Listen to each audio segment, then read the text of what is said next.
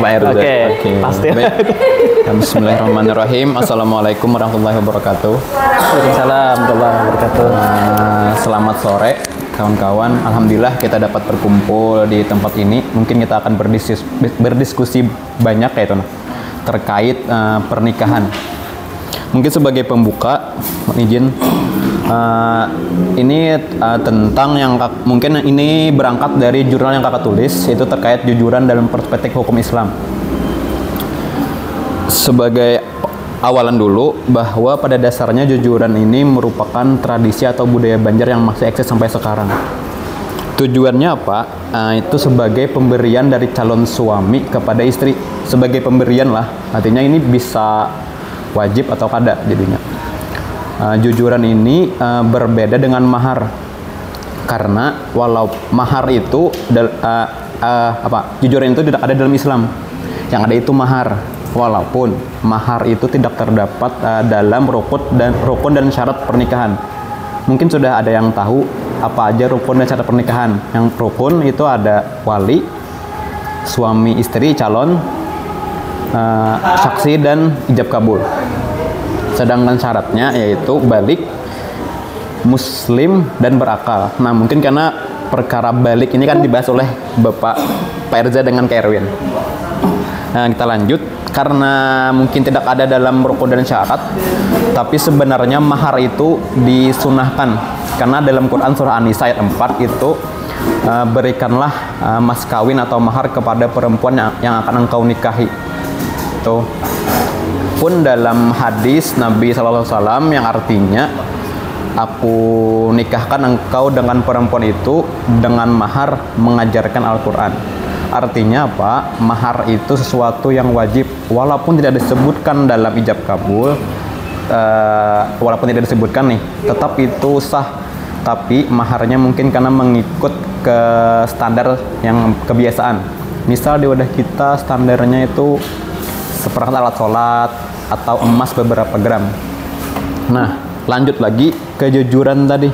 Jujuran itu sebujurnya kada ada dalam Islam, tapi itu merupakan budaya di Banjar, khususnya orang Banjar lah. Mungkin Banjar Berataan lah, Banjar Berataan. Banjar Banar. Ya. Ya. Dari Amerika tuh. Nah, berbeda dari daerah lain tadi misalkan uang panai kan itu daerah Makassar, Bugis loh. Nah, jadi di Banjar itu sampai saat ini belum ada tetamu literatur terkait kapan awal mula jujurannya ada. Bahkan dalam Undang-Undang Sultan Adam yang ditulis tahun 1835 itu tidak menyebutkan masalah jujuran. Tidak ada. Mungkin itu berkembang turun-temurun gitu nah. Nah, jadi kedudukan jujuran ini dalam hukum Islam apa? Nah, dalam kaidah fikih, dalam hukum Islam nih, dalam kaidah fikih itu ada yang namanya al-adah al-muhakkamah, artinya adat yang menjadi hukum. Tapi dalam konteks tertentu, kita lihat dulu adatnya nih kayak apa, sesuai kedaulatan syariat dulu. Nah, itu. Misal tadi, jujuran tadi. Kalau jujurannya itu menyebabkan pernikahan tuh gagal, bisa jadi jujuran itu dilarang. Tapi kalau jujuran itu dengan tujuan untuk tolong menolong, artinya boleh. Karena kan dalam Islam hukum pernikahan itu ada 5. Ada yang tahu ya kalau berataan hukum Islam hukum pernikahan itu 5. Yang pertama ada mubah, wajib, makruh, sunnah, dan haram. Nah, mungkin karena itu bisa kita bahas di materi. Mungkin pertemuan kesekian kalinya. Karena mungkin panjang tuh 5. Jadi sampai saat ini gitu nah, tidak ada batasan jujuran tuh sabunnya berapapun gitu. Tapi dalam wilayah kita khususnya HSU mungkin sudah ada patokannya berapa minimal. Ada yang tahu oleh? Aku udah tahu oleh. Nah, jadi ya benar. Jadi jujuran itu beberapa faktornya itu bisa dipengaruhi oleh pertama status sosial. Misal nih biniannya nih mungkin orang terpandang kah, atau kuitannya ke orang terpandang. Yang kedua pendidikan. Misalnya ada yang pendidikan SMA seini, ada yang pendidikan S1 seini, pendidikan S2 seini. Jadi berbeda-beda tuh. Yang ketiga ada juga karena apa? Tadi pendidikan sudah, karena memang kehendak si orang tua nih anak larang lah istilahnya atau jujurannya nih, karena memang keperluannya banyak. Karena kan tujuan dari jujuran tadi itu gasan keperluan resepsi pernikahan, entah itu gasan baacaraan kah atau bertukar gasan perkakas si pengantin kah. Nah itu jadi intinya mungkin langsung closing boleh, karena kada terlalu panjang supaya banyak diskusi karena kita. Intinya jujuran itu ada dua hukum di sana, bisa boleh, bisa juga jadi haram. Bolehnya kenapa? Bolehnya itu dengan tujuan tolong menolong. Artinya kan di situ misalkan si suami memberi bini gitu, nah duitnya ini gasan diacarakan gitu. Artinya kan di sini pemberian si suami kepada si istri sebagai bentuk penghargaan atau penghormatan. Yang diharamkan apa itu sebagai ajang gengsi-gengsian. Kan wah ini tren tuh. Ikam jujurannya berapa? Iya. Oh, ada yang jujuran 100 juta. Orang 100 juta, Pak. Kalau ada sekali kekawanan gitu, Pak. 100 juta jujurannya. Kan yang lain jadi minder ya anak kawin. Tiba jadi gagal nikah. Nah, itu tuh artinya kan membatalkan pernikahan, jadinya batal pernikahannya, padahal kan pernikahan itu salah satu perkara yang harus disegerakan. Nah itu mungkin itu dulu dari kakak, selanjutnya kita bisa diskusi. Udah ya? Nggih, silakan Bapak. Ini jadi moderator. Terima kasih Mas Syarif Hidayatullah, bisa dimajukan supaya akan saya masuk. Selanjutnya kita minta kepada Erwin Maulana ya. Silakan.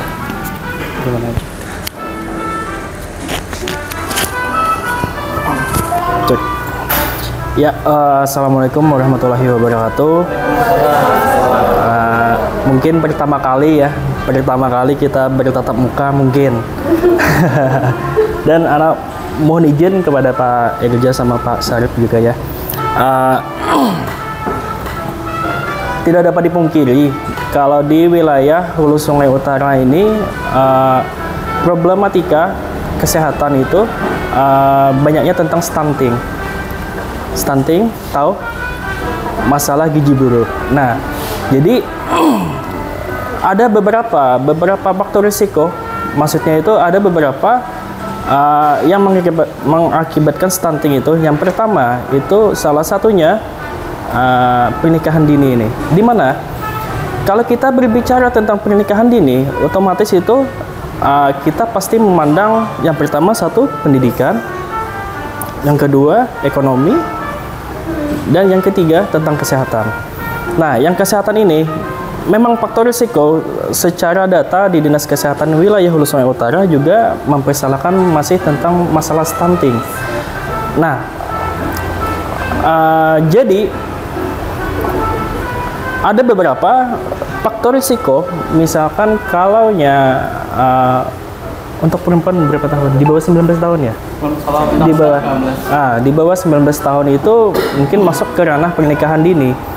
Kalaunya pernikahan dini otomatis dia itu bisa hamil, tapi untuk umuran begitu dari sistem reproduksi untuk kewanitaan itu masih belum siap biasanya. Yang pertama dari segi mental, misalnya dari segi reproduksi, dari segi organnya. Nah, jadi selain itu kalau melahirkan di umur yang lebih muda, itu pasti mengakibatkan ada beberapa faktor risiko. Faktor risiko yang pertama itu kematian ibu, misalnya. Kematian ibu itu yang paling banyak untuk wilayah Indonesia itu yang pertama masalah preeklamsi. Iya. Itu kalau di game itu pause itu.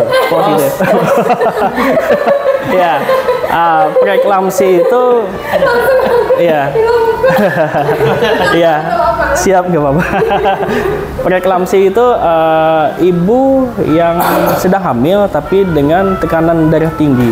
biasanya preeklamsi itu banyaknya ditemukan dengan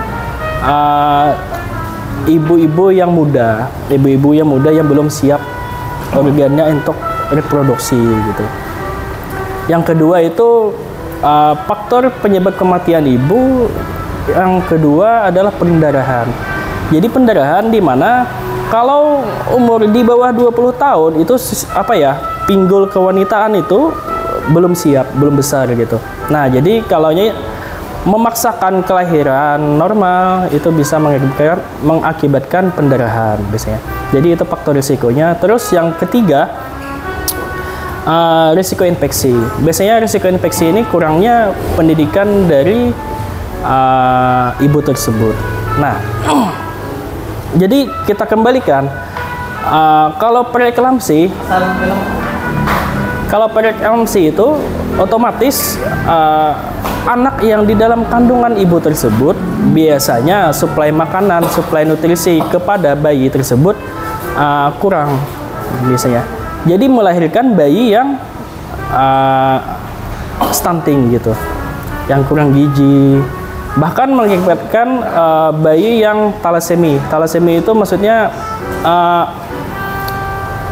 pokoknya hidupnya itu memerlukan donor darah terus gitu. Nah gitu. Jadi tadi saya sempat melihat ya, sebelum kesini tadi saya buka-buka Instagram, ada melihat itu tentang Jokowi, tentang bantuan tentang stunting. Mungkin itu faktor risiko juga ya untuk wilayah kita ini. Bantuan apakah pemerintah pusat itu sudah terfokus atau memang bantuannya masih belum sampai ke sini gitu. Dia misalkan ada 10 miliar rencana anggaran belanja untuk memenuhi stunting tersebut, tapi faktanya di lapangan masih terlalu banyak masih yang ditemukan stunting. Jadi apakah itu masalah kita tidak bisa menanggulangi pernikahan dini ini atau permasalahan kurang bantuan dari pemerintah gitu jadinya? Iya gitu, itu satu-satunya. Kalau segi kesehatan mental sih yang jelas kalau dia kurangnya pengalaman mungkin ya, lantaran masih muda, itu pasti suami istri yang pernikahannya muda itu belum bisa mengontrol emosi, akhirnya bisa depresi, ekonomi belum siap gitu, mengakibatkan depresi sampai trauma psikologis. Mungkin itu Pak Irja, untuk dari segi kesehatan mungkin kita bisa sharing lagi kembali. Ya. Assalamualaikum warahmatullahi wabarakatuh. Waalaikumsalam warahmatullahi wabarakatuh.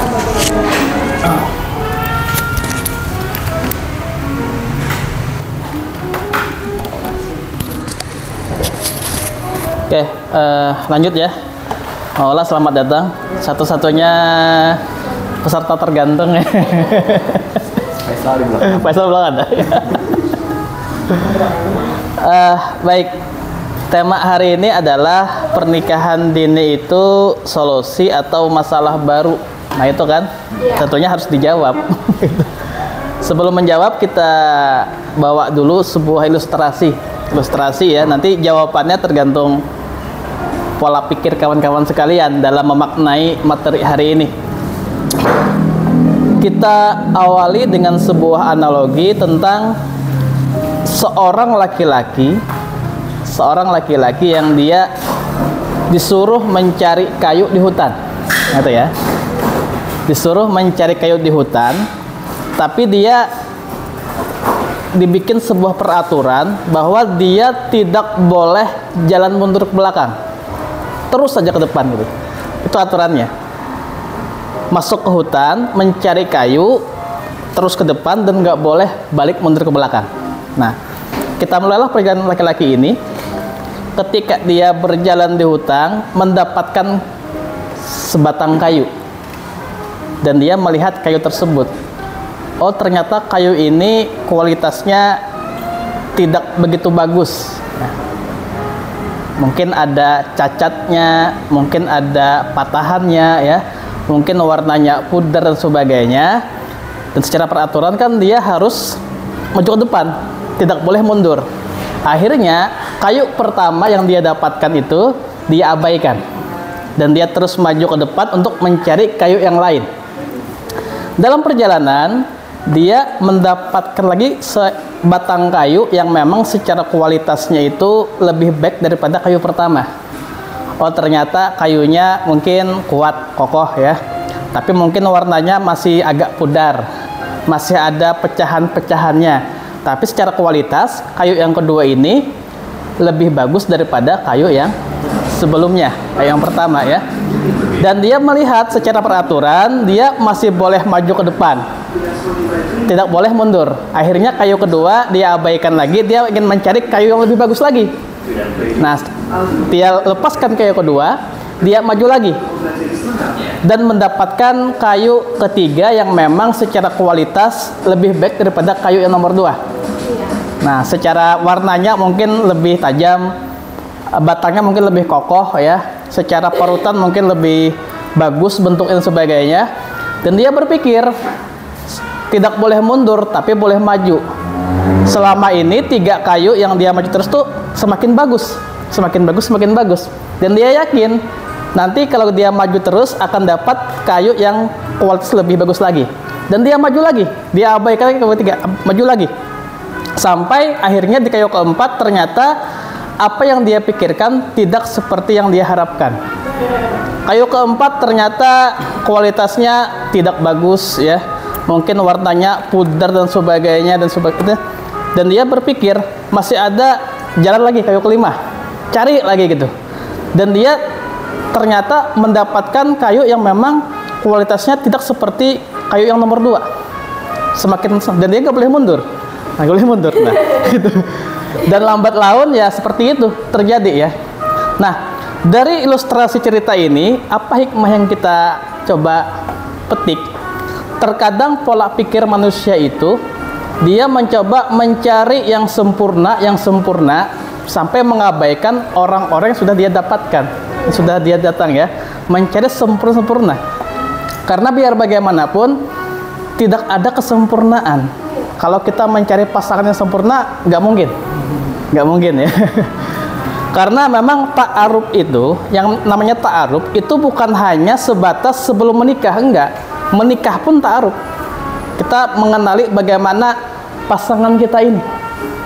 Dan sangat mungkin terjadi ketika berumah tangga, kita akan menemukan kekurangan-kekurangan pasangan kita. Karena gak ada yang sempurna. Makanya ketika dia nikah muda dengan suasana mentalitas yang mungkin masih muda ya, kemarahan ego dan masih tinggi, ketika dia menikah muda dan dia belum siap untuk melihat kekurangan pasangan dia, makanya awal-awal pernikahan itu sering berantem karena fokus kepada kekurangan. Oh, ternyata suamiku yang ini banyak banget kekurangannya. Nah itu yang dia dikira rajinan tapi pangulir sekalinya. Nah, bangun mamadar mungkin guring mengaruh itu kan balangnya. Nah itu mungkin ilustrasinya ketika dia nikah untuk mencari kesempurnaan ya nggak mungkin, karena nggak ada yang sempurna. Ketika mentalnya belum siap, maka terjadilah pertengkaran di awal-awal pernikahan. Bahkan kalau nggak kuat, terjadilah hal yang memang sangat tidak diinginkan. Jadi divorce itu, perceraian. Karena ingin mencari kayu lain yang lebih sempurna. Saya yakin kalau dia mencari kesempurnaan dalam sebuah rumah tangga, dia nggak akan mungkin dapat pasangan. Dapat ini, oh kurang nih, pisah. Dapat lagi kurang, pisah terus tuh. Karena ada yang sempurna. Makanya pola pernikahan itu ta'aruf bukan cuma sebatas sebelum menikah, tapi setelah menikah. Saya pun sudah 11 tahun berumah tangga masih ta'aruf. Masih ta'aruf dengan istri kan, Mbak. Masih saling mengenal gitu. Meskipun ya memang awal pernikahan bakal lahir juga. Karena saya pelaku ya, awal-awal pelaku gitu.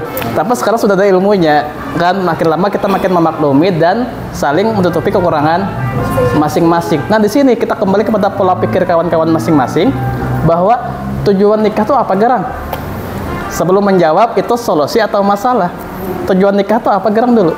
Kalau tujuannya karena memang kita mencari fisik yang sempurna, nanti kalau tua keriput juga kita. Nah kan, kalau tujuannya masalah yang duniawi, harta dan sebagainya, ya nanti ada masa-masanya secara keuangan dia terpuruk. Banyak hutang kah? Atau mungkin pengelolaan keuangan kada pas kah? Bakal hian di rumah tangga nih. Nah itu, makanya menjawab itu tergantung kepada kita ini tujuan nikah apa garang. Nah silahkan dijawab masing-masing ya. Dan saya yakin kalau Anda mengatakan saya nikah ingin mendapatkan pasangan yang secara fisik kayak apa tuh nang Korea tuh yang bungas gitu. Apa Lee Min Ho atau Jungkook apa tuh mungkin secara secara kebahagiaan dapat pasangan yang fisik bagus, tapi saya yakin nggak akan totalitas karena di luar sana masih banyak yang lebih ini dan kita nggak akan puas. Ya, makanya fokus kita niat nikah itu adalah bagaimana menutupi kekurangan pasangan itu sendiri. Karena ada kesempurnaan. Oh, saya ingin menikah dengan laki-laki seperti Rasulullah. Gak ada. Jauh banget. Ya minimal kita mencari sosok laki-laki yang memang bisa meneladani sifat Rasulullah itu. Meskipun tentu ada kekurangan ya. Kalau teman-teman tanya istri saya, kekurangan saya apa? Banyak tuh. Wah, banyak kekurangan saya. Pasti banyak sekali. Jadi jurnal bisa tuh. Jadi buku juga bisa.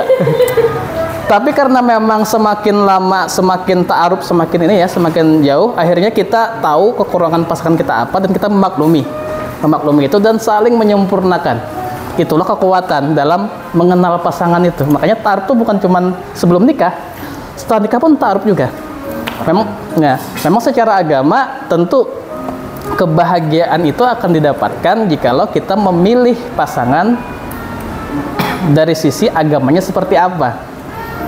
Agama itu bukan berarti dia tahu teorinya saja, tapi diamalkan atau tidak.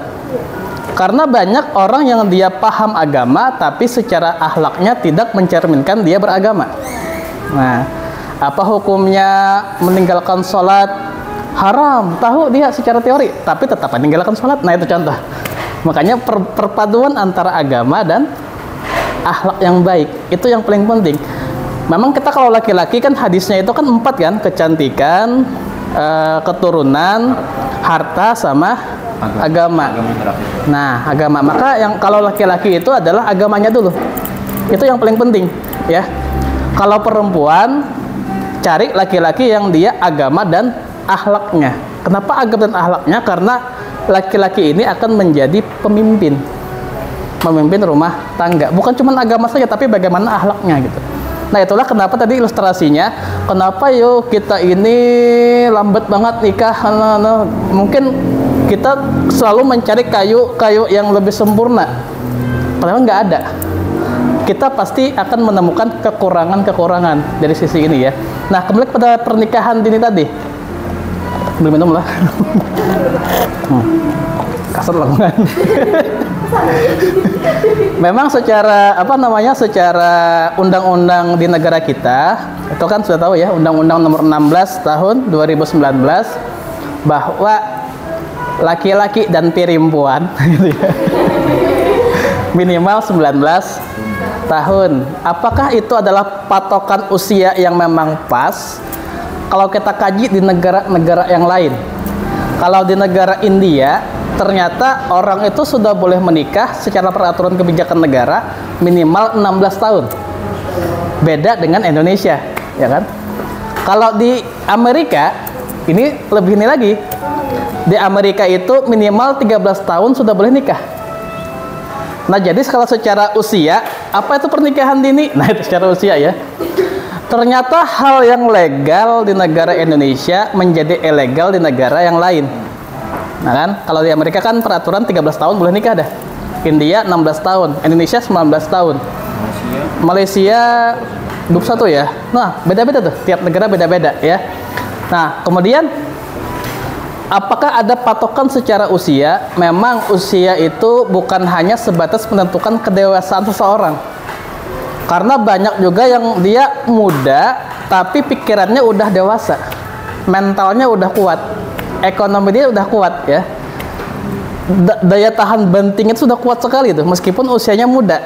Nah, ketika dia mentalnya kuat ya, agama kuat, dia sudah siap bertanggung jawab dan dia punya pasangan juga, sudah calon siapa. Nah, maka meskipun usianya barangkali masih minim, tapi dia sudah bisa menikah. Tapi ingat, tidak ada kesempurnaan dalam pernikahan. Pasti ada, ya berantem tuh pasti ada ya. Kalau ditanyakan, saya pun ketika awal nikah bakal lahir juga berantem juga kan, karena KDRT enggak itu bahaya ya. Karena memang ketahuan belangnya ya kan, ketahuan ternyata sosok laki-laki ini kurangnya ini banyak. Zaman pacaran mungkin kekurangan tuh ditutup-tutupi. Pas berumah tangga ketahuan kekurangannya apa ya. Nah, makanya mental itu, ketika mental tidak kuat, muncullah masalah. Karena dia hanya fokus kepada kelebihan saja. Namun kalau kita lihat data tadi ya, kan di Indonesia 19 tahun, di Amerika tuh 13 tahun, di negara lain 16 tahun ya. Lantas apa itu batasan usia? Sebenarnya memang kalau di dalam Islam itu kalau sudah baligh ya, maka sudah boleh menikah. Meskipun di negara kita ada peraturan kalau di bawah 19 tahun harus ke pengadilan agama dulu. Sini rata-rata berapa tahun? Sudah lewat ya? Limpas dah. Nah, limpas sudah 20-an ya. Artinya kalau Ini promosi ini. promosi. Nah, artinya kalau nikah pun sudah tanpa ke pengadilan agama kan, sudah boleh gitu. Namun kalau kita lihat, oh silakan. Hampir sahabat. Waalaikumsalam. Halo, pesan-pesan minum sambil. Sorangan aja kah Hafizah? Saya kongnya kah? Saukan nih kah? Oh iya, oke. Masih berikhtiar nih Pak. Masih berikhtiar. Silakan sambil ini ya. Nah, masih di Mas Sigit ya. Saukan nih. Oh mah. Pas banget nih temanya tahun ayo. Ada apa? Oke, kembali ya. Kembali.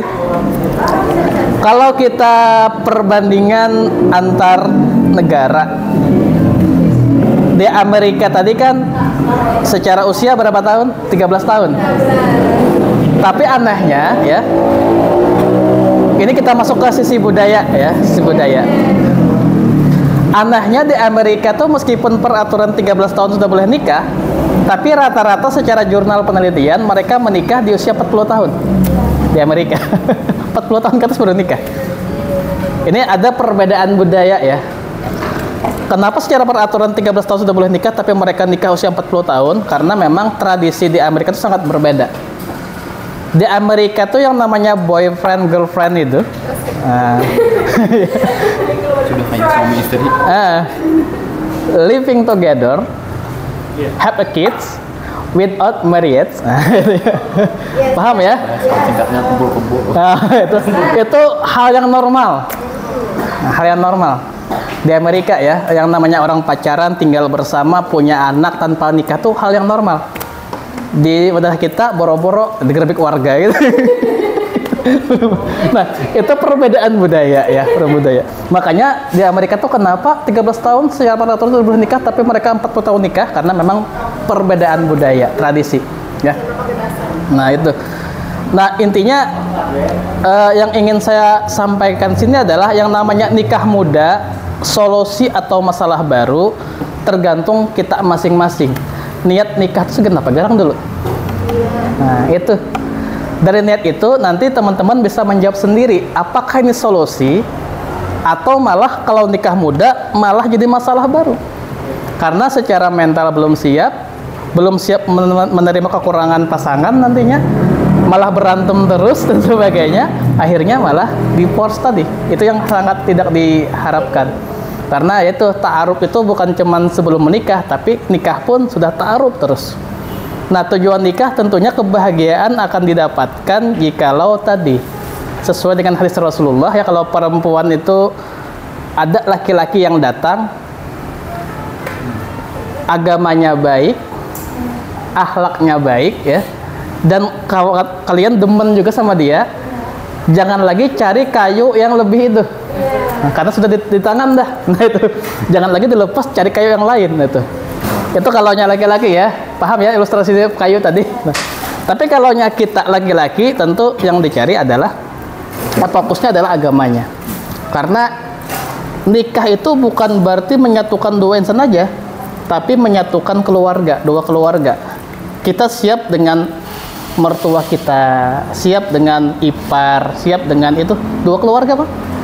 Jadi pernikahan itu bukan cuma nikah sama pasangan itu, tapi kita siap menerima keluarga dia juga. Sosok mama abahnya adalah mertua kita, orang tua yang kita hormati juga. Kemudian saudaranya adalah ipar kita yang kita memang hormati juga. Karena terkadang banyak juga yang dia nikah tapi bakal lahian lawan keluarga yang lain. Wah, mintu aku tuh jangan, kadang-kadang kayak gitu. Iparku ini akhirnya bakal lahian. Akhirnya yang namanya kedamaian dalam pernikahan itu menjadi luntur. Karena biar bagaimanapun kan tujuan pernikahan itu kan kedamaian. Ketika kita mungkin di luar, di kampus banyak masalah nih, bapak diri lawan bini tuh hilang stres. Nah, reda stres kan, karena kedamaian didapatkan. Nah, jadi itu ya, jawabannya apa? Masalah atau solusi baru kembali kepada kawan-kawan sekalian. Tujuan nikah itu apa? Gitu ya. Nah, itu mungkin kita masuk ke diskusi tanya jawab. Silakan siapa aja, Bapak Pandir apakah? Silakan. Ya, silakan kawan-kawan sekalian. Pandir apa? Pandir apa kah? Ya. Tadi jujuran. It's okay. Kalau mau nanya sama gitu siapa? Hai. Saukannya deh lah, ada. Mengamati Maula juga. Silakan kalau ada yang didiskusikan ya. Kita bebas aja, kawan-kawan mau takon apa kah?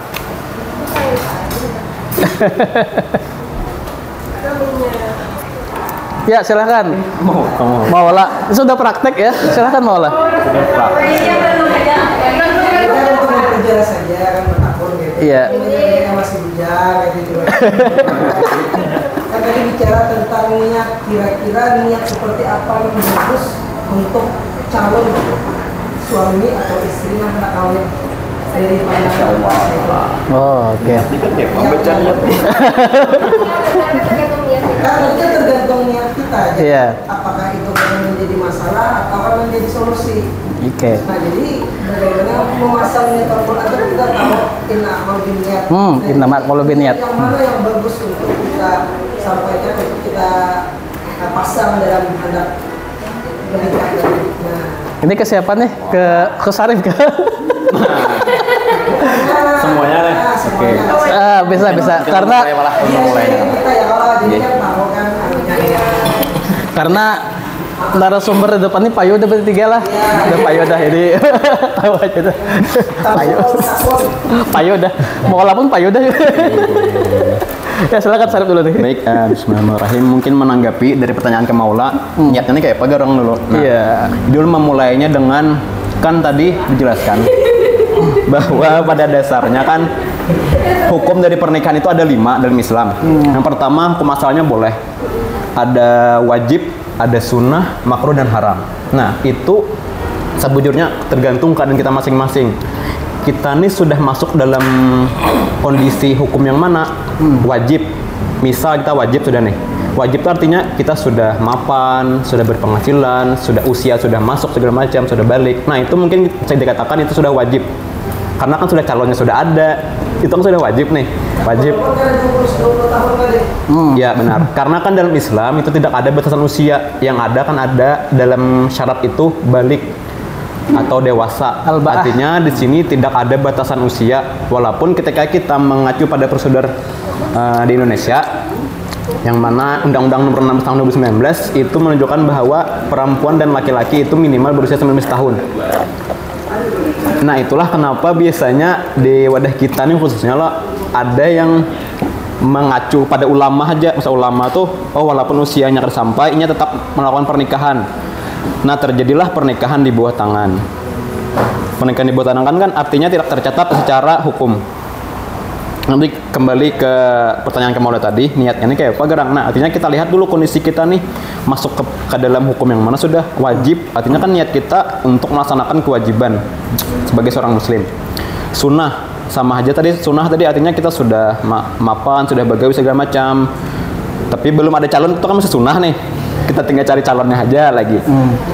Misal makruh, ketika itu dikatakan makruh, niat kita nikah nih ada yang mulah rusak. Misal kita niatnya hendak memanfaatkan istri atau suami, misalkan karena istri atau suaminya nih berduit kan misal gitu, artinya kita cuma memanfaatkan itu. Nah itu sudah makruh. Nah sudah sampai ke keadaan hukum haram, itu niatnya sudah kada bagus lagi. Misal kita hendak menyakiti atau maulah apa kayak itu, nah sebagai artinya kan itu sudah masuk kepada ranah yang haram. Nah tadi menjawab pertanyaan ke Maula, niatnya apa? Nah kita lihat dulu kondisi kita ini sudah masuk dalam kondisi hukum yang mana. Apakah itu mubah, hukum asalnya wajib, sunnah, makruh dan haram. Mungkin itu. Oke. Dari ulun. Ada nggak Erwin? Lanjut ya. Baik, kita kembali kepada filosofi dulu ya. Filosofinya memang manusia yang normal itu punya namanya naluri. Kalau bahasa Arabnya itu kan garizatun nau. Naluri melestarikan jenis. Makanya kan laki-laki itu tertarik dengan perempuan. Kalau perempuan tertarik dengan laki-laki kayak gitu. Jadi kalau ada laki-laki sama laki-laki atau perempuan sama perempuan itu artinya dia sudah memaksakan diri menyalahi nalurinya. Dan naluri ini bisa kita salurkan, tidak bisa kita hilangkan, normal. Kalau lakian tetap binian bungas biasa-biasa itu Bapak, artinya kenormalannya perlu dipertanyakan. Itu ya. Normal artinya ya. Nah, dan memang naluri ini ada diciptakan oleh Tuhan, tentu ada penyalurannya. Apa itu? Lewat pernikahan tadi. Lewat pernikahan. Makanya memang tergantung bagaimana kondisinya, kata syariat tadi kan. Ada yang masuk wajib, sunnah, mubah dan sebagainya. Dan secara niatan kita, apa niat yang paling baik? Sebenarnya niat yang paling baik itu adalah bagaimana kita berumah tangga ini untuk mempunyai visi misi ke surga terus keluarga. Nah gitu, bikin kurikulum rumah tangga. Jadi bagaimana bukan cuma suami istri, tapi juga menyiapkan generasi-generasi ini, kurikulumnya ya, bukan hanya bersama di dunia, tapi juga bersama di surga. Makanya kalau teman-teman lihat kontak nama istri saya lebay, kata Rara lebay banget nih. Apa Rara? Nama kontak istri saya? Apa kan? Apa? Istriku saya. Kontak istri itu kan Eva istriku dunia dan surga, pakai emoticon lagi. Nah itu. Kenapa? Itu supaya jadi doa, bukan cuma pasangan di dunia saja, tapi juga pasangan di surga. Nah itu, maka niat yang paling baik itu kayak gitu. Visi misinya harus jelas.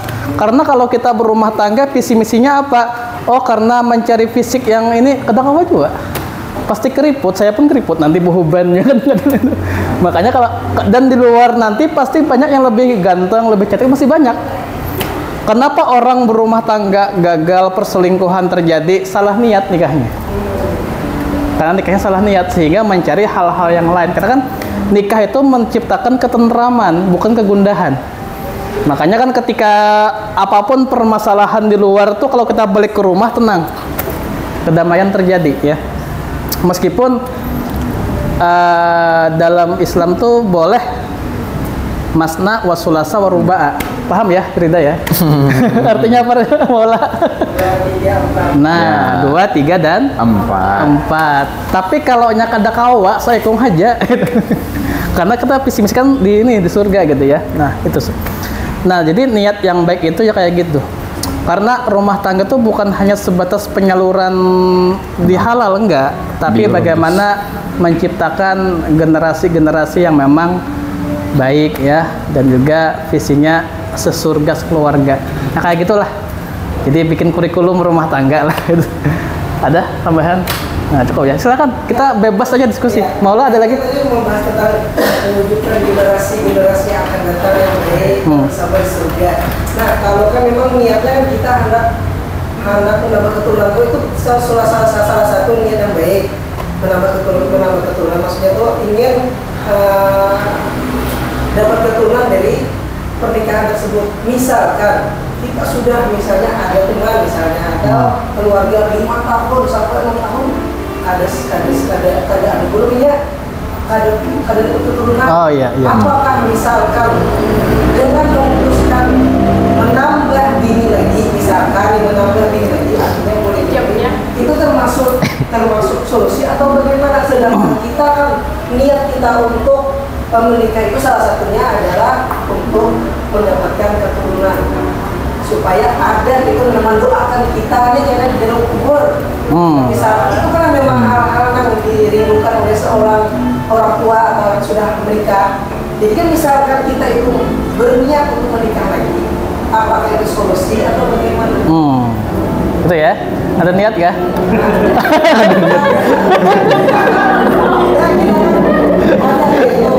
Tiga sudah ada niat pulang. 3 sudah bisi. Hendak hati yang ujar lawan bini itu nah. Hendak memang ujarnya nih hendak kawin cuma hati akan perasaan bini kayak apa? Iya. Iya. Oke. Sedangkan indikasinya ada sesuatu di bini gitu nah. Ya, paham. Nah, kayak apa itu solusinya? Oke, ada Pang di kepala, cuma syarat dulu kah gantian? Terus dulu baik. Oh. Anu ke Erwin kan dulu. Erwin dulu kah? Dari segi apa? Kalau kan dari kesehatan ada yang kada benar. Dari segi kesehatan.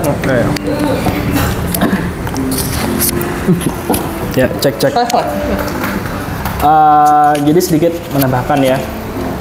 Sebenarnya kalaunya seorang perempuan itu tidak bisa memiliki anak, itu tidak terfokus bahwa memang perempuannya yang bermasalah gitu, tapi memang laki-lakinya juga bisa yang bermasalah gitu. Timbal balik. Entah itu mohon maaf spermanya yang kurang sehat, atau memang gaya hidupnya sebelum menikah atau sebelum-sebelumnya itu memang kurang sehat dia itu. Biasanya itu. Jadi untuk niatan, misalkan apakah solusi? Misalkan kita ini tidak mempunyai keturunan, mungkin bisa Kita lihat dari ditambahkan sisi oleh binian. Pak Irja nanti ya. Ya. Syarif, ada mungkin? Mungkin sedikit. Ya. Nah, tadi kan terkait tentang keturunan tadi. Kan itu salah satu tujuan pernikahan. Artinya apa? Kalau itu tidak terpenuhi, apakah ada tujuan lain dari pernikahan? Tujuan pernikahan itu kan banyak, salah satunya menikah keturunan. Misal tadi karena ada bisi keturunan nih, bolehkah anak tadi 2, 3, 4 tadi? Maksimal 4 ya? Ya 2, 3, 4. Karena kan nih kami memang bolehkah? ya Etis gitu lah pulang.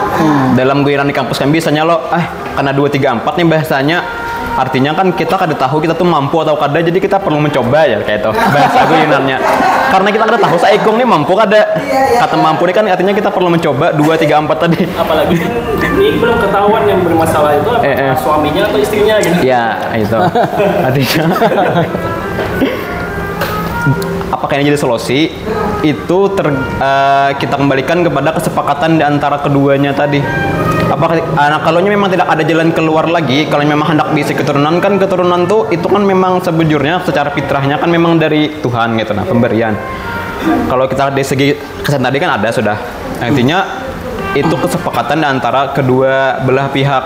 Kalau hanya si pihak istri memang mempersilahkan dengan tujuan tadi untuk niat baik, karena memang misalnya dari segi istri yang memang kada kawannya boleh gitu. Nah, misalkan jarnya boleh aja menikah lagi dengan tujuan untuk memiliki keturunan. Tapi kalau memang tidak ada kesepakatan, kalau memang masih bisa diusahakan, misal dari segi medis, misal berobat dulu atau apa gitu.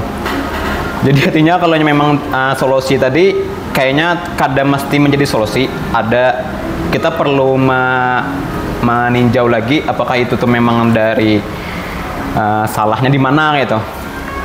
Kalau memang dari segi kesehatan, kalau memang masih bisa diusahakan untuk diobati kan mungkin bisa diobati dulu. Mungkin itu dari ulun. Ya, jadi pertanyaan Maula ini seperti kisah Nabi Ibrahim, Sarah, dan Hajar. Nah kan, secara sejarah ya, karena Nabi Ibrahim dengan Sarah kan mereka menikah, tapi memang tidak dikaruniai anak sampai usia senja. Sehingga bukan Nabi Ibrahim yang minta, Sarah menawarkan. Nah, Sarah menawarkan untuk menikahi Hajar, kan? Dengan tujuan supaya dapat keturunan. Akhirnya menikahlah Ibrahim dan Hajar dan lahirlah Nabi Ismail. Karena memang di sini bukan hanya sebatas bagaimana mengendalikan perasaan, karena istri mana mau dimadu kan, secara perasaan kan, gitu. Tapi lewat ikhtiar tadi mendapatkan keturunan, ikhtiar ya. Meskipun karena rasa cemburu, Sarah akhirnya Hajar sama Ismail bayi kan, dibawa menjauh, sehingga rasa cemburu Sarah ini memudar, berkurang. Sampai akhirnya Nabi Ibrahim dikaruniai anak Nabi Ishak bersama Sarah tadi. Nah, ya. Jadi memang apakah ini sebuah solusi atau tidak? Poligami itu bukan hal main-main, itu yang pertama ya. Bukan hal main-main. Meskipun barangkali kan itu kan sunnah Rasulullah, poligami kan, sunnah. Kan? Makanya kalau ingin meneladani Rasulullah bisa berpoligami gitu. Sunnah Rasulullah tuh banyak, bukan cuman poligami. Ada tahajud, ada saum Senin Kemis ya, ada sholat 5 waktu, sholat sunnah dan sebagainya. Kalau alasan poligami itu untuk meneladani Rasulullah, tapi sunnah lain tidak dikerjakan, saya yakin poligaminya berantakan. Karena kalau poligami dengan sembunyi-sembunyi tanpa sepengetahuan istri, tak bongkar juga kayaknya. Banyak yang ketika dia poligami nggak mampu dipaksakan poligami nih, nggak mampu paksa poligami, akhirnya berantakan. Istri pertama hancur, istri muda juga hancur, berantakan. Nah, jadi kalau menjawab pertanyaan tadi apakah itu solusi atau tidak, ya itu tergantung bagaimana individunya. Apa niat dia nikah lagi untuk dapat keturunan, apakah memang ada kesepakatan atau tidak, karena tidak semua orang mendapatkan keturunan dan kita masih bisa mendapatkan doa dari anak-anak yang soleh, karena ada hadis kan, ilmu yang bermanfaat kan, sedekah jariah dan anak-anak yang soleh. Kita bisa menyebarkan atau mungkin mengamalkan hadis itu dengan menyebarkan ilmu atau dengan sedekah jariah. Paling tidak kalau kita ingin mengejar keutamaan doa anak-anak sholat tadi, bagaimana kita merawat anak-anak yatim. Nah, insya Allah lewat itu kita masih bisa mengamalkan hadis anak-anak tadi, karena doa-doa anak-anak yatim insya Allah lebih diijabah ya. Jadi apakah solusi atau tidak tergantung, bisa jadi solusi, bisa jadi tidak, tergantung apakah mampu atau tidak nih ketika dia memutuskan untuk nikah lagi dapat keturunan ya. Karena kalau dia nggak mampu dipaksakan, maka akan muncul masalah-masalah yang baru. Kenapa banyak poligami yang hancur dan sebagainya? Karena salah niat. Niatnya memang nafsu aja. Bas aikong udah cukup, nah nikah lagi, akhirnya berantakan. Salah niat gitu ya. Nah, seperti itu ya. Oke, gimana Pak? Terus mau lah terus. Lanjut aja. Atau yang lain silakan. Ya silakan. Terima kasih atas kesempatannya untuk bertanya. Iya. Di sini Ulun ingin bertanya kepada teman yang dimana kalau kita mengait dari judul apakah menikah muda itu solusi atau Masalah baru. masalah baru.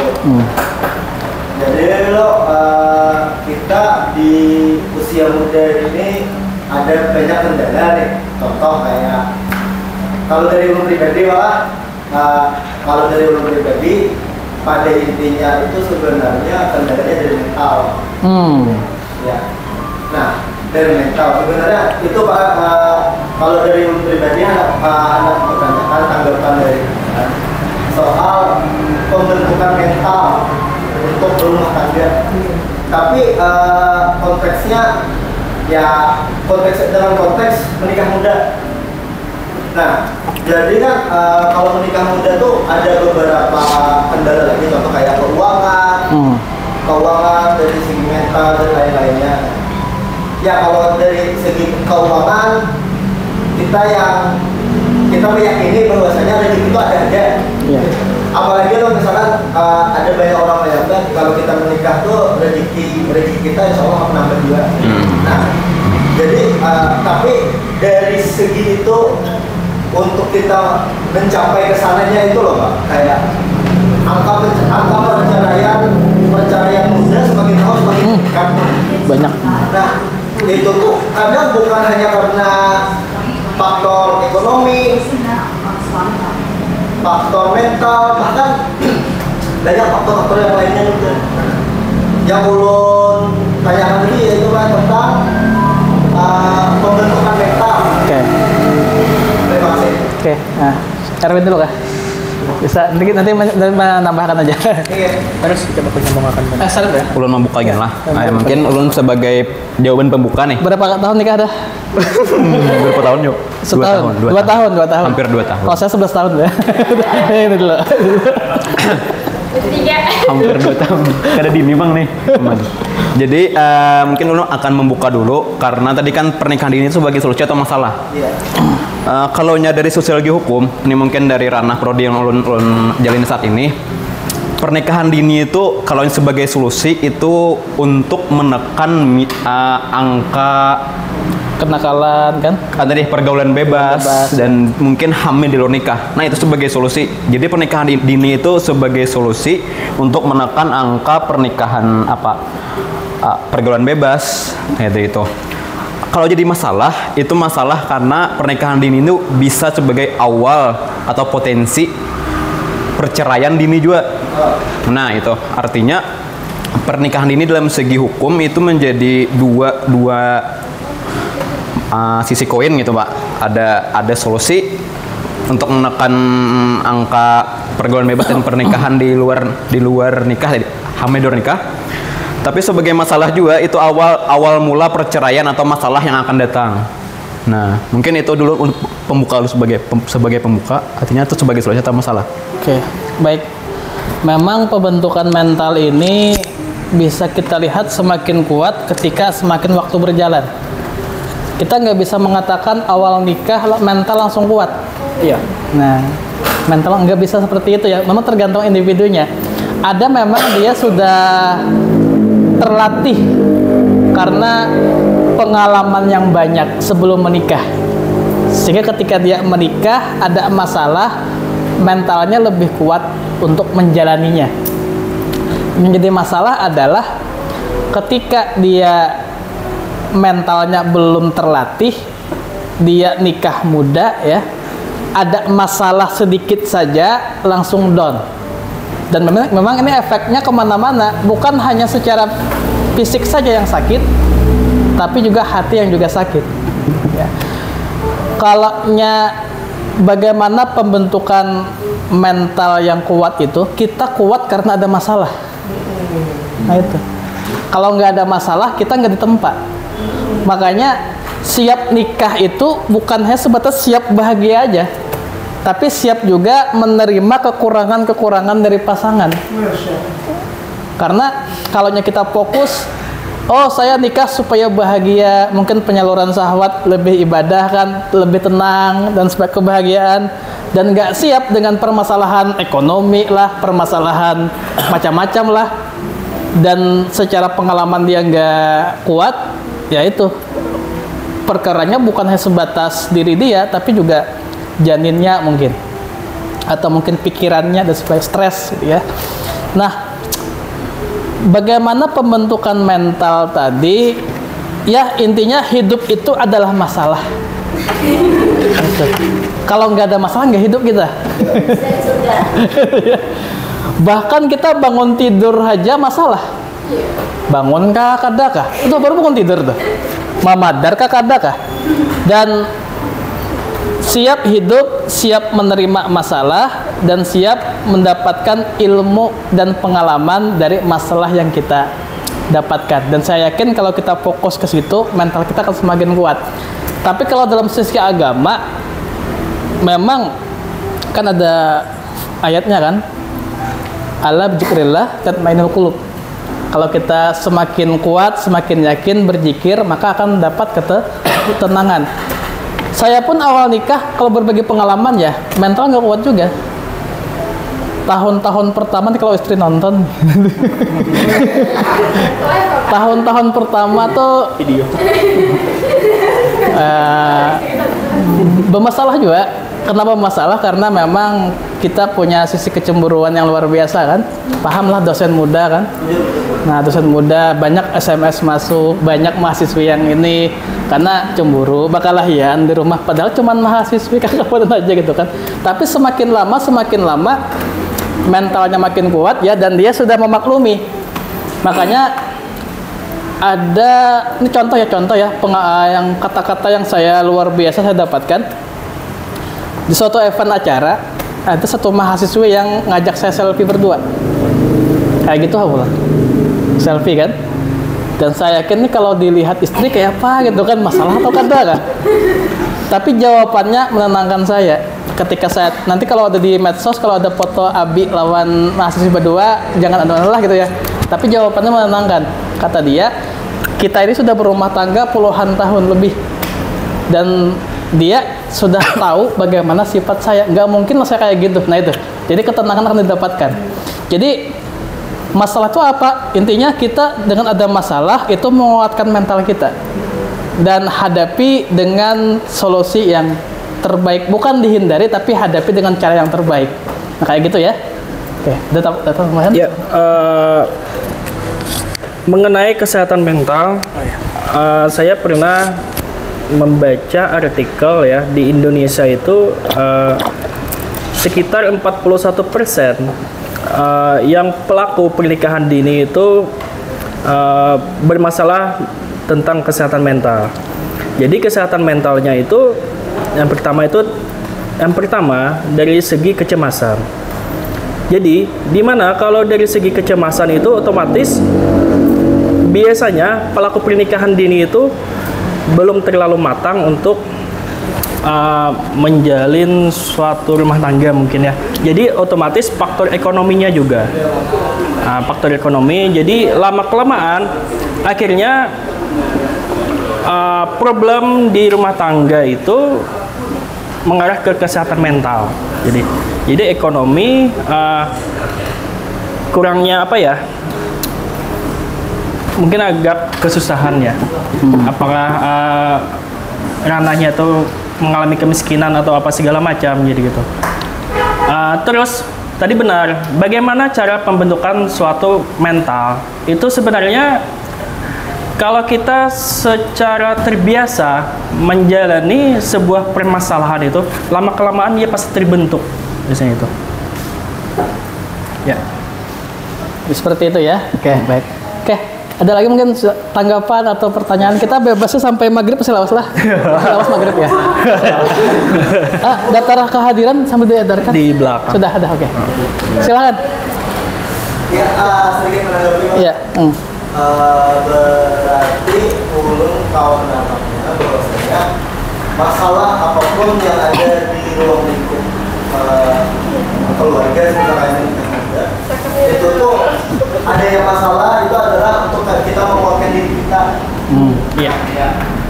Jadi lo misal kayak permasalahan dalam rumah tangga muda, yang dimana itu kan nanti tentang kebanyakan yang disebutkan oleh Pak Edwin, yang dimana itu kebanyakan itu kan dari ekonomi, mengurangi persejalaan yang berdampak ke kesehatan mental.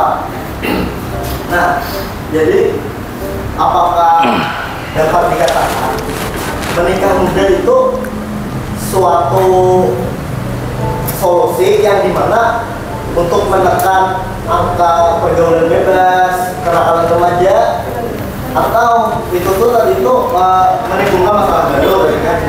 Nah, menimbulkan masalah baru yang dimana masalah itu yang perlu disampaikan oleh Pak Erwin tadi.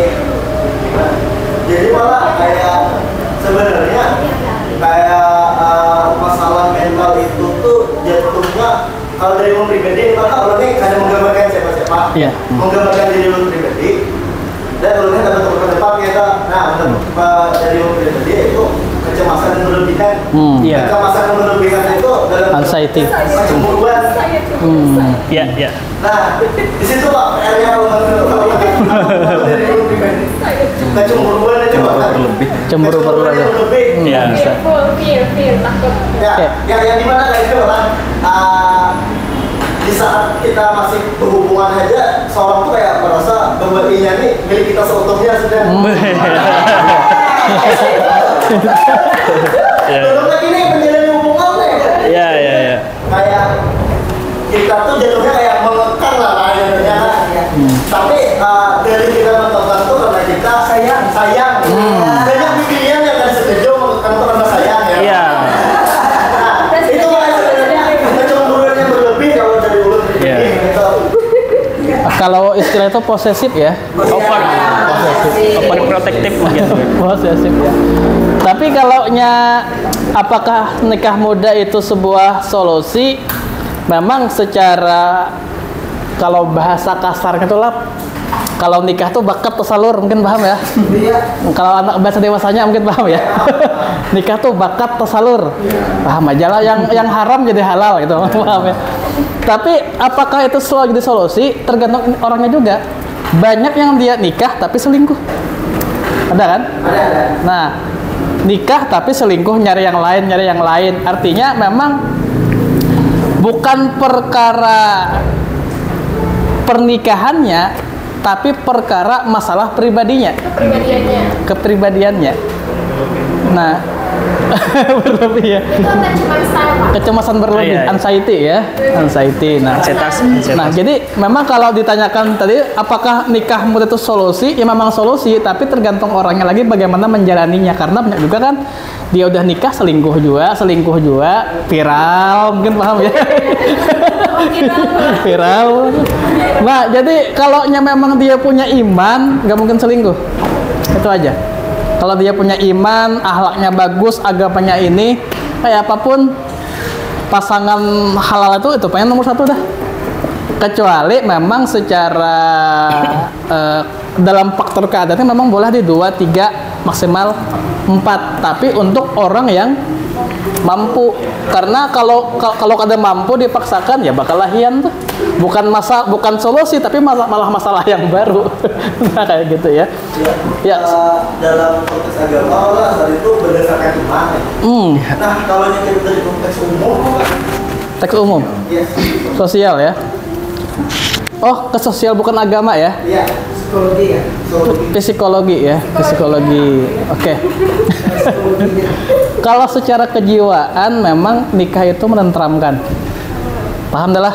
Paham. Maulah paham ya. Menenteramkan. Kegelisahan itu memutarkan ada sakinah, mawaddah, warahmah. Bagaimana kita di luar tuh banyak masalah, ketika pulang ke rumah adem ayam ya. Tapi apakah ini bisa didapatkan secara umum ya?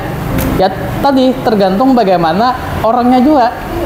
Ya, ketika dia orangnya memang bad boys ya, nakal dan sebagainya, ya dia nggak cukup satu wanita, cari perempuan lain yang memang dalam pikirannya secara psikologi itu dia akan mendapatkan kebahagiaan dengan banyak wanita, tapi padahal itu malah menjadi masalah yang semakin membludak. Nah itu, makanya memang kalau dari sisi umum tentu pernikahan itu diharapkan mendapatkan ketentraman jiwa.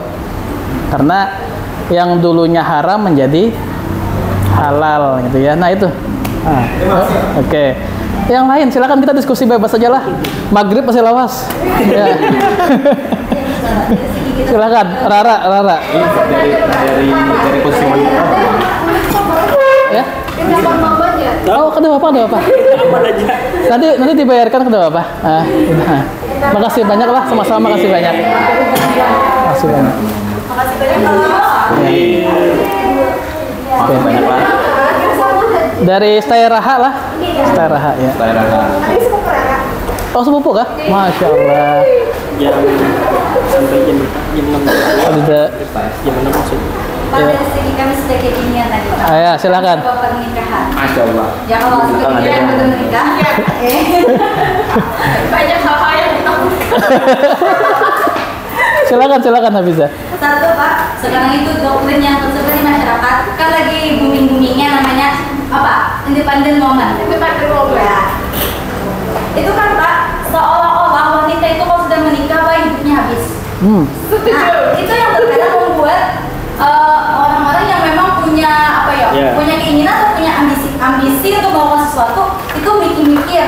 Kalau misalnya aku nikah, sedangkan apa bahasanya, semua kehidupanku berhenti di sini, semua prosesku di sini berhenti, apa jadinya? Nah itu yang paling susah kadang untuk melawannya Pak. Independent woman ya. Iya.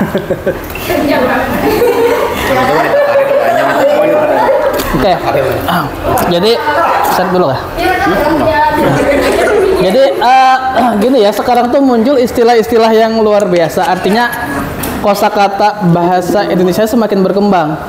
Ada insecure, ada healing, ada bestie kan. Saya cari coba bestie itu apa artinya, Google terjemah malah kebuasan. Malah buas, bestie. Tadi muncul lagi independent woman ya. Oke, secara Inggris mungkin kita paham aja artinya apa ya. Silakan Syarif pembuka dulu nih, nanti ditambahkan.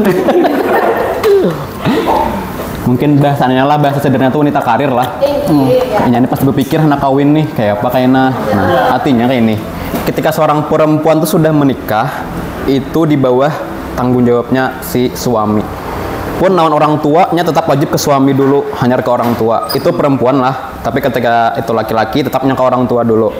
Artinya ketika itu ada kesepakatan di antara dua belah pihak, misalkan si laki nih, pian gak dosa lagi begawi, biar ulun aja yang menafkahi full gitu. Nah, artinya si perempuan itu kadang apa-apa karena kewajibannya mematuhi si suami. Tapi kita lihat dulu keadaannya, sanggup keadaan si suami nih memenuhi kebutuhan si istri. Mungkin masalah tadi skincare-nya segala macam. Kayak itu. Karena kan beda-beda nih tiap-tiap perempuan, atau karena kondisi saat ini kan mungkin keperluan wanita perempuan tuh banyak juga gitu. Nah, kalau memang ini anak begawi dalam batasan gitu, masih dalam ranah yang mungkin masih dapat diterima secara syariat, kenapa kada boleh gitu dipersilahkan, tapi tetap meminta persetujuan si suami. Tadi ketika si perempuan berpikir ketikanya menikah, oh aku ada kawal lagi, itu tergantung dinya aja lagi, karena kan menikah tuh ketika si perempuan menikah itu tetap wajib mematuhi si suami. Misal si suami kada boleh memberiakan ke begawi, ya udah kayak itu nah. Masalah karena memang itulah hukumnya, wajib mematuhi. Tapi mungkin kaitannya lawan pertanyaan siapa tadi? Masalah cemburu tadi lah, masalah cemburu. Artinya cemburu itu wajib ketika suami istri wajib.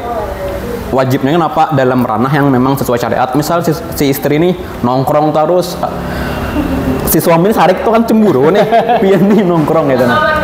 Itu wajib. Dapat dipertanyakan kalaunya si suami membiarkan. Nah, itu yang jadi masalah. Artinya ketika cemburunya itu dalam batasan wajar, itu sah-sah aja. Mungkin itu dari Golden, Pak. Oke, tentang independent woman. Istilah baru lagi nih. Dalam rumah tangga tuh tidak bisa dipungkiri bahwa suami itu pemimpin yang mengayomi istri dan anak-anak, ya. Bagaimana soal istilah independent woman? Tentu kan kalau dalam pernikahan tuh ada istilah mengenal dulu. Apakah sosok suami si calon ini Si calon ini ya Hafijah lah. Si calon ini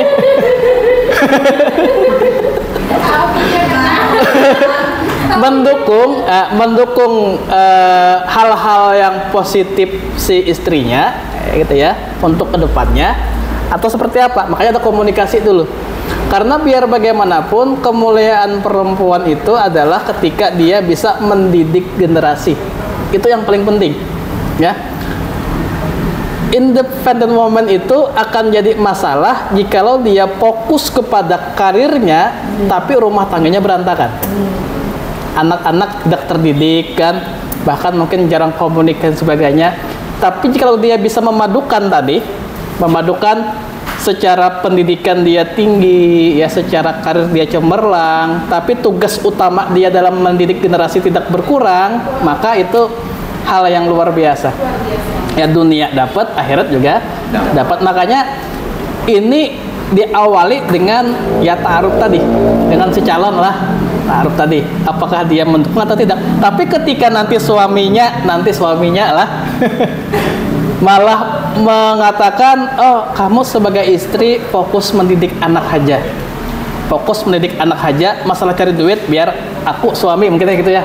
Maka kita harus mematuhi, karena patuh kepada suami itu justru secara amal ibadah, secara pahala juga tinggi ya. Jadi tergantung keadaannya, dan saya memadukan pola itu. Makanya kalau saya pribadi ya, istri saya itu fokus mendidik anak di rumah aja. Masalah cari duit biar saya sendiri kan, itu saya tuh di rumah tuh. Makanya kan istri saya tuh di rumah terus, mendidik anak terus. Nyari duit ya saya sendiri gitu. Meskipun tetap secara pendidikan saya utamakan. Makanya dia kan sampai sarjana. Karena lebih baik perempuan yang mendidik anak ini adalah perempuan yang berpendidikan. Karena kalau dia tidak pendidikan mungkin tidak ditingkatkan, mendidik anak mungkin kurang ya. Nah gitu. Jadi ya tergantung individunya lah kayak gitu ya. Hafizah lah. Nah itu.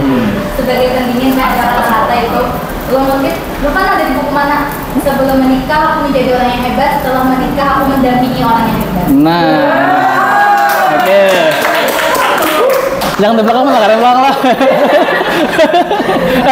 Belakang ya. Paham ya belakang. Masya Allah. Ya, silakan yang lain. Ya, misalnya bahasa Inggris lah. Ini aja lah. Ada baca sekilas dari Love Happy Lady. Di Universitas Utah tuh pernikahan seorang perempuan itu bagusnya menikah di usia rentang 28 tahun sampai 32 tahun. 28 terus ya. Coba dong kita cek kemarin. Pokoknya kisaran segitu lah. 28 sampai 32 tahun, dimana di situ dia sudah mapan secara finansial, kemudian mentalnya sudah bagus, otomatis kan kalau ada masalah itu bisa diminimalisir. Nah, pertanyaan dulu dari segi kesehatan kan. Nah, Kan pada kesehatan reproduksi, maaf nih perempuan diminta segera menikah, pasti ingin mempunyai keturunan. Itu dahulu tujuan utamanya orang menikah. Kenapa nggak ada nikah sampai sekarang? Kenapa karena kalau ini istilahnya kayak karir anak kan apa kayak gitu. Jadi pertanyaan dulu kepada Bapak Erwin, kesehatan itu kayak apa menurut Bapak menanggapinya? Apakah benar ada istilah kayak karir anak kan? Benar usia yang 28 sampai 32 tahun tuh secara kan menurut saya reproduksi kita dari umur 20 sampai 35. Iya. Nah, kita ya. Terima kasih. oke. Terima kasih kepada Mr. Rara. Mrs. Rara. Jadi kalau di dalam perempuan itu ada stase menopause. Jadi itu kalau banyak ditemukan itu sebenarnya malah di umur 40 tahun ke atas. Ya, menopause. Jadi kalaunya masalah apa tadi yang 28 sampai 32 tadi apa? Itu usia ideal menurut Universitas Utah yang bagus untuk menikah. Oh ya, jadi otomatis pada usia tersebut usia emas untuk reproduksi mungkin ya. Sebenarnya saya belum pernah baca, belum pernah baca masalah itu. Ada apa-apa, Pak? Kalau yang banyak ditemukan malah di wilayah kita itu umur 25 ke bawah untuk perempuan biasanya. Tetap mendengar teori Iya. ini tadi. Iya.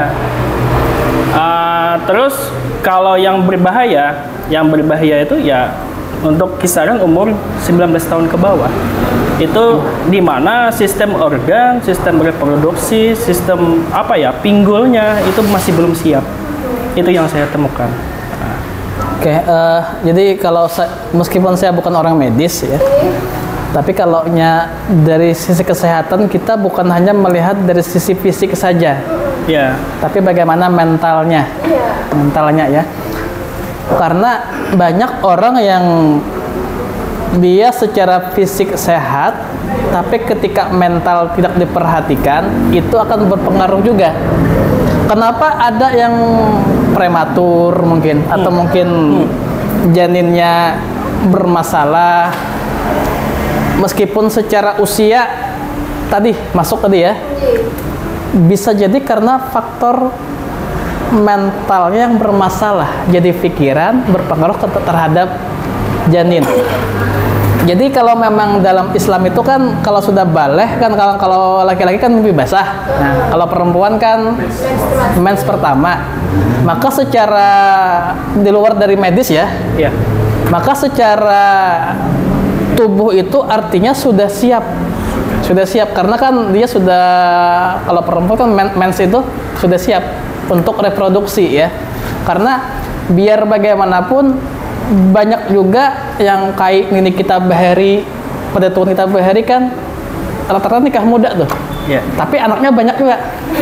Kan banyak anaknya. Bahkan kayak Nini kita lah, Nini itu umur 13 tahun nikah. Kayak 17. Banyak anak. Cucunya kita juga kan, nah itu. Itu di luar sisi medis ya. Nah, yang paling penting kalau mengacu kepada teori tadi bahwa kesehatan itu akan didapatkan bukan hanya dipandang dari sisi fisik saja, tapi mentalnya seperti apa. Karena kalau dia mental siap, fisik sehat, tidak lagi dipandang segi usia. Dia siap bertanggung jawab terhadap apa yang dia lakukan, nikah muda kah, atau mungkin punya anak di usia muda kah, dia siap. Karena memang kalau dalam Islam itu kan baligh itu patokannya, dan baligh itu pun adalah masa di mana kita sudah mendapatkan dosa dan pahala. Dulu kan kita kada paham, kada tapi bakal napakah digawe kada dapat dosa-dosa, pena itu diangkat. Tapi ketika baligh sudah ada tanggung jawab, sudah mulai. Nah, itulah fase kedewasaan yang mulai dia bisa atau siap bertanggung jawab. Siap atau tidak ketika baligh sudah ada catatan amal perbuatan dosa dan pahala, maka dia harus siap dengan konsekuensi yang ada. Nah, kayak gitu ya kalau di luar dari sisi medis. Ya, Syarif ada istri berapa? Usia berapa istri? Istri usianya berapa? 26. Nah, berarti sudah ini ya, secara 28 gitu ya? 28. Kalau saya istri 17 tahun. 2 bulan. Oh, dua. Kan kata fokus nih. Ini sebagai penutup aja lah. Iya. Penutup. Tadi kan usia apa tuh? Usia ideal pernikahan 28. Mungkin ketika kita kaitkan dengan hukum agama kita Islam khususnya, bahwa pernikahan itu salah satu perkara yang harus disegerakan. Artinya segera kalau memang sudah balik tadi.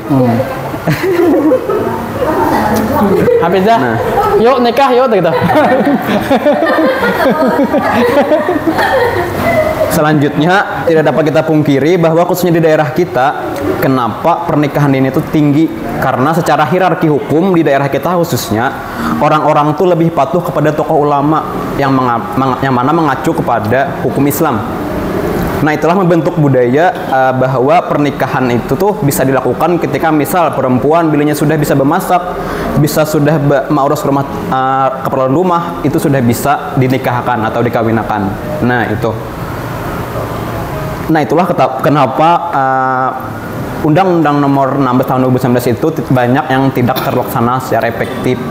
Nah, karena secara hierarki hukum tadi, orang-orang khususnya Banjar nih, itu lebih taat kepada tokoh ulama. Jadi hukum negara itu sebagai formalitas saja. Misalnya sudah nikah di bawah tangan, supaya resmi, inya melakukan dispensasi nikah. Nah itu bang, ada peluang di situ. Jadinya kedua bapak nikah dulu. Yang penting sudah sah, karena bila hendaknya mensahkan secara undang-undang, inya melakukan dispensasi nikah. Nah gitu. Sudah. Maghrib jam berapa? 4 menit lagi Pak. Oke.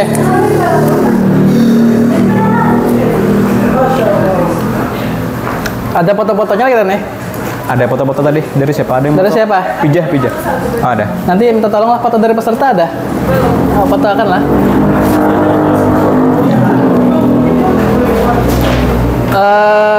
Jadi secara kesimpulan lah sebelum tutup, nikah muda tuh solusi atau masalah baru kembali kepada individunya masing-masing. Niat nikah tuh apa garang?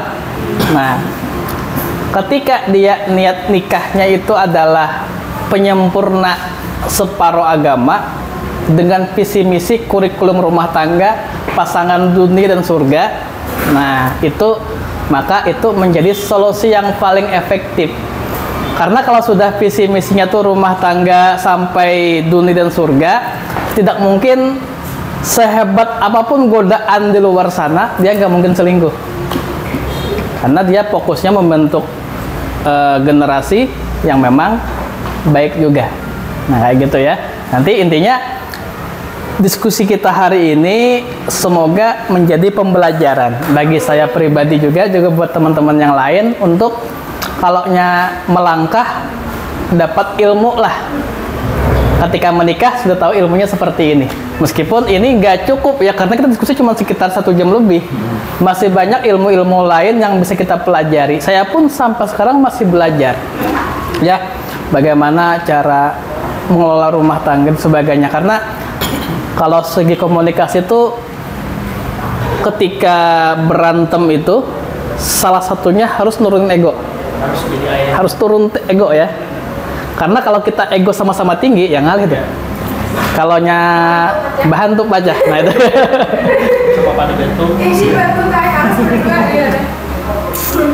Secara teoritis mungkin yang namanya perempuan lebih inilah. Nah, jadi kalau di rumah tuh sesandu-sandunya binian di luar, kalau di rumah ini gimana? Jadi bagaimana suami itu jangan dilawan, dengarkan saja. Nah, dengarkan. Sampainya tuntun, lega tuh. Tapi kalau perempuan udah kayak gini, lakinya kayak ini juga, ya bakal lah. Nah kayak gitu. Jadi salah satu harus nurunin ego. Itu. Nah kayak gitu ya kesimpulannya. Baik, kita tutup. Mudah-mudahan hari ini bermanfaat ya. Akhir kata, assalamualaikum warahmatullahi wabarakatuh.